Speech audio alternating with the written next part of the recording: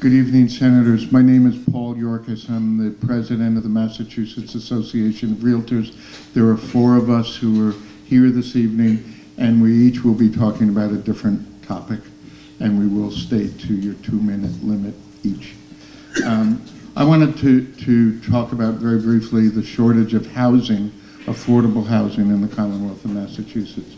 Right now, the inventory of homes for sale, both single-family homes and condominiums, is the lowest it has been since 2004.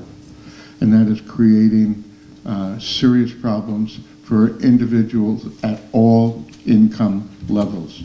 And what we would like to advocate is a piece of legislation which we have called the Home Bill, H.O.M.E,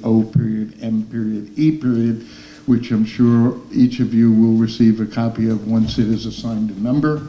But basically, it would require communities to allow multifamily dwelling units as a matter of right so that more affordable housing, market rate housing, can be available throughout the Commonwealth. The shortage of housing across the Commonwealth, it's not just a Boston metropolitan area issue. It's across the Commonwealth. Nationally, approximately 24% of first-time home buyers are individuals who have an apartment, are living with a family member or a friend. In Massachusetts, 74% of first-time home buyers are living with a family member, renting an apartment, or living with a friend. We are proposing accessory dwelling units as a matter of right so that more affordable housing can be created where existing dwellings are.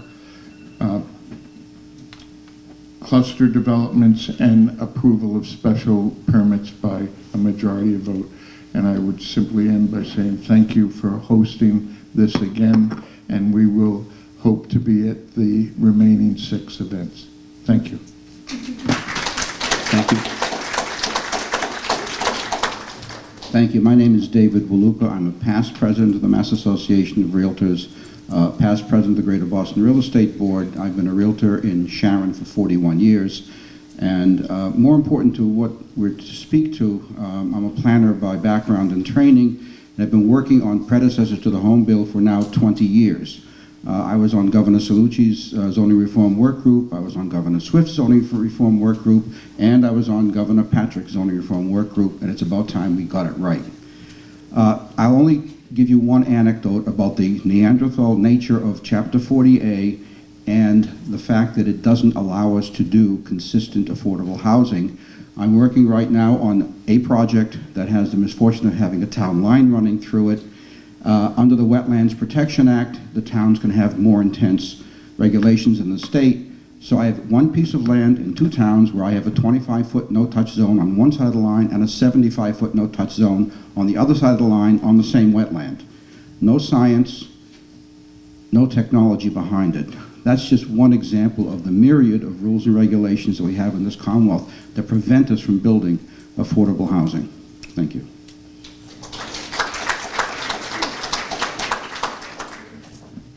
I'm Jennifer Kern Rizzo. I am the 2017 president of the South Shore Realtors Association, and I've been a realtor in Quincy for 12 years.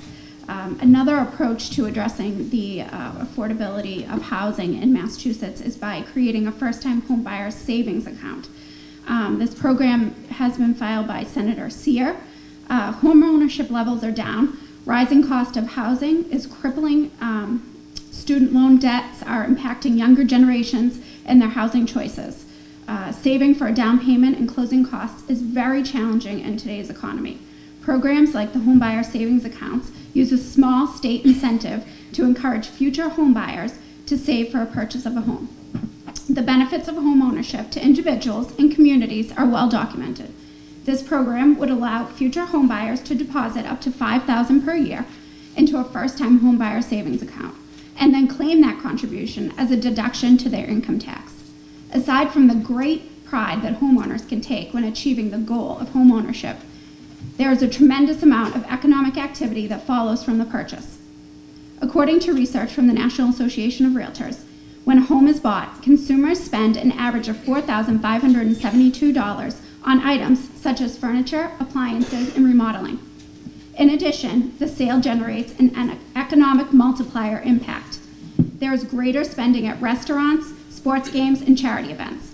In Massachusetts, that multiplier effect is estimated at $16,943 per home per year. Thank you very much. Thank you. And last but not least, my name is Kimberly Allard-Moccia. I'm a realtor from the town of Braintree. I've been a realtor for 18 years. I was the 2006 president of the South Shore Association of Realtors and the 2013 president of the Massachusetts Association of Realtors. And on behalf of the 23,000 realtors across the state, I would like to bring to you an issue. We just talked about affordable housing and how important it is. We're not talking low income, we're talking about affordable housing for those firemen and the nurses and the doctors and the teachers and everybody around us in this room, affordable housing. But in the event that those people can't stay in their housing, we have something that we'd like you to support, the mortgage cancellation debt relief. I believe it's H3770. The general tax rule applies to debt forgiven, sometimes referred to as phantom income, and this is treatable as taxable income to the borrower. So if you were to lose your house in a foreclosure, or you were to take part in a short sale or a loan modification of some sort as a result of losing your job or a long-time illness or some tragedy, you would actually be taxed on the debt that was forgiven. So talk about getting kicked when you're down, I'm not quite sure, but this bill would mirror the federal law, the Mortgage Debt Relief Act of 2007, to allow taxpayers to apply for this exclusion on their state tax return as well as their federal. And again, we thank you very much. On behalf of the Massachusetts Association of Realtors, we look forward to working with all of you this session. Thank you. Thank you very much.